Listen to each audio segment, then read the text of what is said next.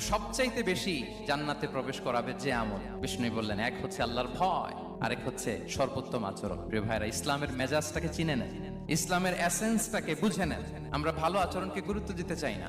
অনেক নামাজি লোক দেখবেন নামাজ পড়তে পড়তে কপালে কালো দাগ ফেলে দিচ্ছে, বাসায় বউয়ের সাথে খারাপ আচরণ করে, খিটখিটে মেজাজের, প্রতিবেশীর সাথে শুধু ঝগড়া, কলিগদের সাথে ঝগড়া, মারামারি, দুঃসম্পর্ক, এরকম আছে না? নাই বলেন, আছে না?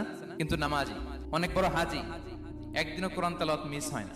তো এত আবাদত করেও সে ইসলামের আসল এসেন্সটাকে ধরতে পারেনি। বিষ্ণু বললেন, সবচেয়ে বেশি জান্নাতে প্রবেশ করাবে যে দুটি আমল, একটি হচ্ছে তাকওয়াল্লাহ, আল্লাহর ভয়, আরেকটি হচ্ছে উত্তম আচরণ, সর্বোত্তম আচরণ। তো আমরা যেন উত্তম আচরণের অধিকারী হই, আমার স্ত্রীর সাথে যেন ভালো আচরণ করি, প্রতিবেশীর সাথে যেন ভালো আচরণ করি, ছেলে মেয়েদের সাথে যেন আমাদের অ্যাটিটিউডটা ভালো থাকে, আচরণটা ভালো থাকে, কলিগের সাথে যেন ভালো থাকে। বিশ্বনবীর আচরণ যেমন ছিল তেমন আচরণ যেন আমরা গড়ে তুলতে পারি। আওয়াজ করে পড়ুন আমিন।